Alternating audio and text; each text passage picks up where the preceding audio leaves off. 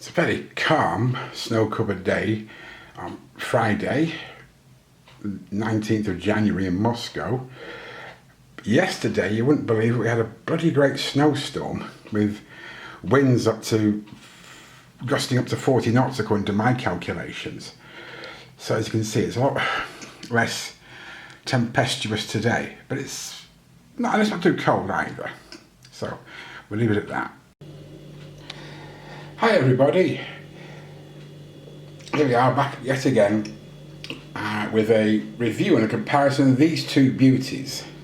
We'll also weigh up the similarities, the differences, and the pros and cons. So off we go. Firstly then, we have the escapement time with the very nice Flieger A type dial.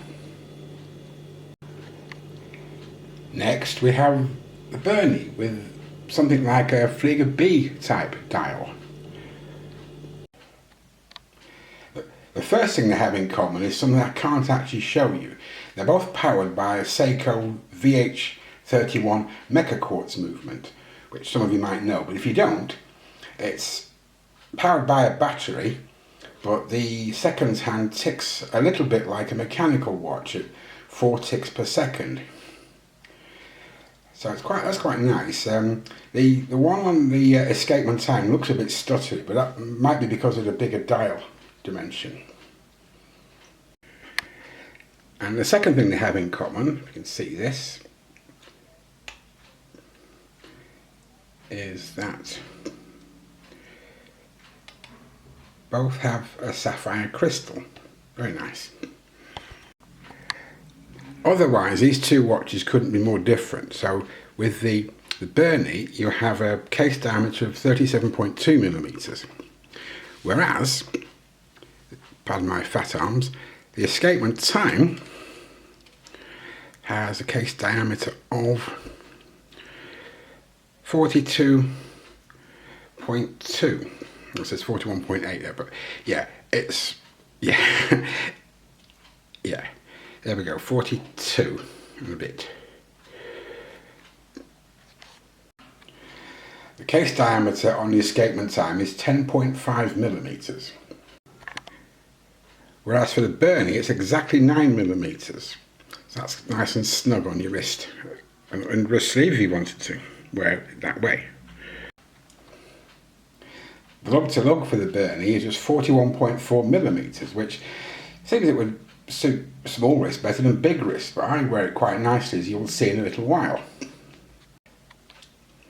The escapement times lug to lug comes in at 50.4 millimeters, which would argue that it's a bit better on a larger wrist like mine. The lug width for the Bernie is 20 and a wee little bit. Oddly enough, it's exactly the same for the escapement time, so they both use the same width of straps, which is quite convenient.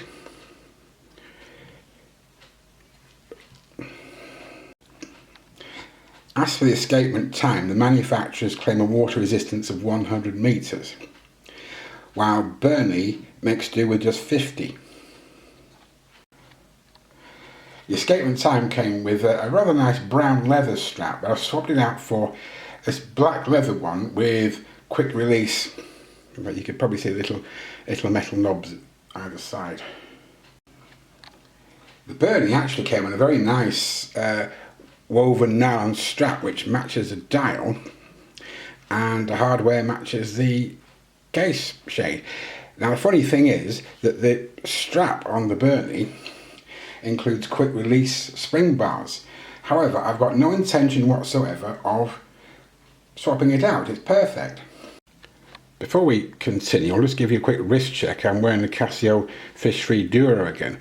I'm really starting to appreciate the legibility, accuracy and comfort of this little piece here, or rather not so little, the 44mm case diameter. And probably the big difference between these two watches is the case material. The escapement time comes in nice chunky stainless steel, and the Bernie comes with a titanium case, which you'll see the difference in a moment when I weigh them. Burnie comes in, it's a little bit over 37 grams, which is very light, even in comparison to some smaller Casio watches. The escapement time, however, comes in at just over 71 grams. It's nearly twice the weight of the Burnie, but both have the same movement in them. So there's an interesting fact, I hope. Now, I'm not sure how good the lume really is. The Burnie's on the right and the escapement time is on the left, and you might be able to just about pick out the loomed second hand on the escapement time. And what I'll do is I'll come back in a little while, revisit and reshoot it just as a comparison. Sadly, after about 20 minutes you can't see very much at all. It's completely invisible to the naked eye, but I don't know what the camera's picking up. Anyway, we'll see. So what's good about these two watches? Basically, they both appear to be quite well made, and they are comfortable to wear, and well, for quartz, they're very, very accurate. For all intents and purposes, the escapement time has been running for 2 months. It's arrived running after about 18 days in the post, and it's been keeping pretty good time. The Burnie came stopped. It had a little clip in the crown, but I managed to lose that, so you have to take my word for it. But they're both very nice, very accurate watches. But do I have any gripes about them? Well, I have exactly one about each watch, and they're different things. There are many things to like about this escapement time. It's got a lovely big crown, which you shouldn't need very often because it's quartz. However, the tips on the minute and hour hands are blue, and they should cover the minute marker at 12 o'clock. What you might see though is it takes about 15 seconds to achieve that. That's nothing very serious. That's just my OCD kicking in. But I've learned to unsee it, and I hope you do too, dear viewer. See, the Burnie's got a nicely laid out dial and the red tip on the second hand, and everything matches up. The only thing I would have as a gripe about this is the crown. See my fat fingers, it's absolutely tiny, and when I got the thing I was trying to set it and I had to use my existing nails to pull it out and set it, and it pushed back in. It's pretty smooth. It's just the matter of the dimension of it, and that's the only thing that gets to me. Otherwise, it's a very, very nice watch.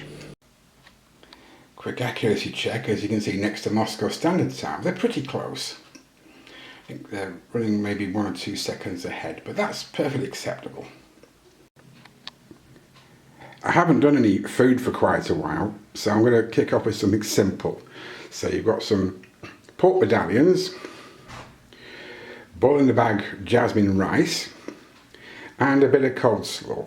So that's what we're going to have. I'll show you an after shot as well.